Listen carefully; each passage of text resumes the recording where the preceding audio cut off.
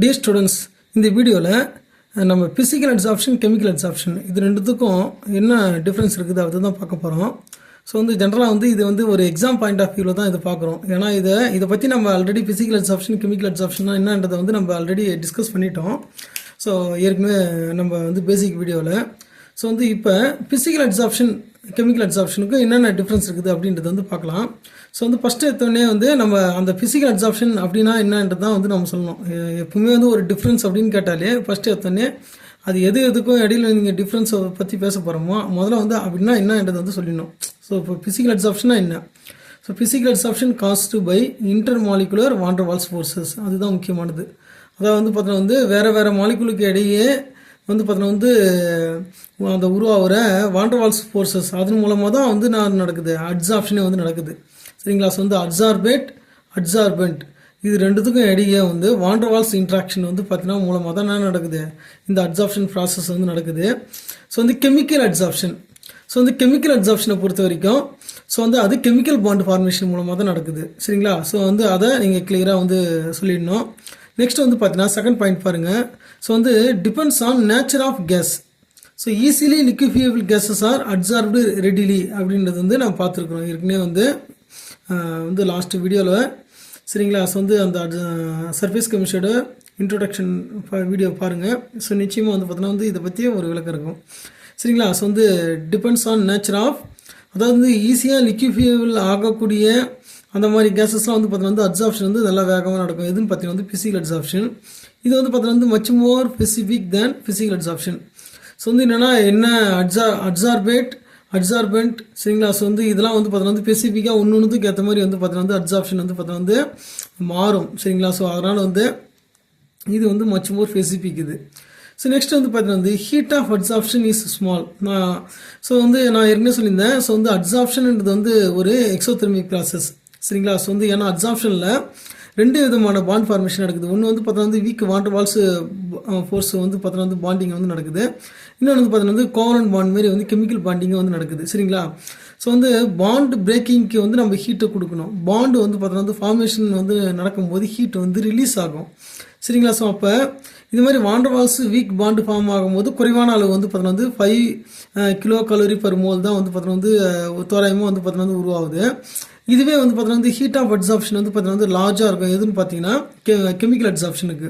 So அது 20லேருந்து 100 kilo calorie per mole பார்த்தீங்கன்னா உருவாகுது. சரிங்களா? ஸோ அப்போ ஒரு நல்ல டிஃப்ரென்ஸ் நீங்கள் பார்த்தீங்கன்னா மினிமம் பார்த்தீங்கன்னா ஒரு 5 டைமாவது டிஃப்ரென்ஸ் இருக்குது. 4 to 5 டைம்ஸ் பார்த்தீங்கன்னா மினிமம் இருக்குது. ஸோ பார்த்தீங்கன்னா அதிகபட்சமாக நீங்கள் பார்த்தாலே தெரியுது 20 டைம்ஸுக்கு மேலே அதிகமாக இருக்குது. எதை கம்பேர் பண்ணும்போதுன்னு பார்த்தீங்கன்னா ஃபிசிக்கல் அட்சார்ப்ஷனை கம்பேர் பண்ணும்போது கெமிக்கல் அட்சார்ப்ஷனில் பார்த்தீங்கன்னா கோவலன்ட் பாண்ட் மாரி ஸ்ட்ராங் பாண்ட் பார்த்தீங்கன்னா உருவாகிறதில்ல. ஸோ உண்மையிலே என்னது அந்த சகப்பிணிப்புன்னு சொல்கிறேன் இல்லையா? ஸோ அது உருவாகிறதில்ல அதிகமான ஹீட் எனர்ஜி ரிலீஸ் ஆகும். ஸோ நெக்ஸ்ட் பார்த்தீங்கன்னா ஃபிசிக்கல் அட்சார்ப்ஷன்ன்றது ரிவர்சிபிள். சரிங்களா? ஸோ கெமிக்கல் அட்சார்ப்ஷன்ன்றது ஏன்னா பாண்ட் ஃபார்மிங் நடக்குது. இது வெறும் வீக் வான் டெர் வால்ஸ் ஃபோர்ஸ் தான். இப்போ ஃபார் எக்ஸாம்பிள் பார்த்தீங்கன்னா வாட்டர் இருக்குது. அது வேப்பராகவும் இருக்கும், லிக்விடாகவும் இருக்கும், சாலிடாகவும் இருக்கும். சரிங்களா? ஸோ அப்போ இப்போ வேப்பராக இருக்கிறதுக்கு பார்த்தீங்கன்னா ஒன்றுக்கு ஒன்று க்ளோஸ் ஆகி ஹைட்ரஜன் பாண்டிங் உருவாகிறது மூலமாக என்ன ஆகுது, அது லிக்விடாக மாறுது. சரிங்களா?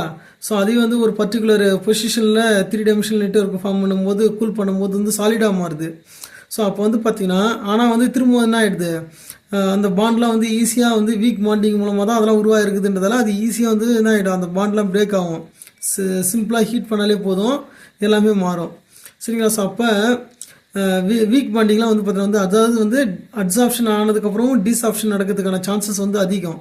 சரிங்களா? ஸோ அதாவது அதிகம்னே சொல்லிடலாம். ஏன்னா ரிவர்சிபிள் அது.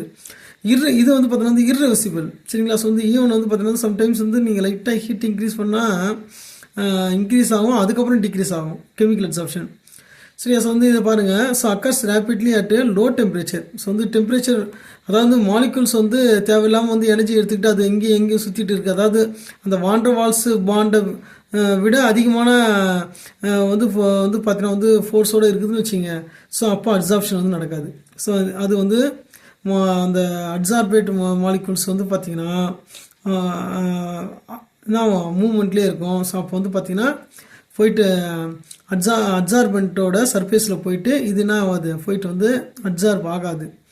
சரிங்களா. ஸோ இதுவே வந்து பார்த்தீங்கன்னா increases with temperature and then decreases. Temperature first வந்து கொஞ்சம் லைட்டாக இன்க்ரீஸ் பண்ணும்போது இந்த பாண்டிங் வந்து பார்த்தீங்கன்னா வந்து நடக்கும்.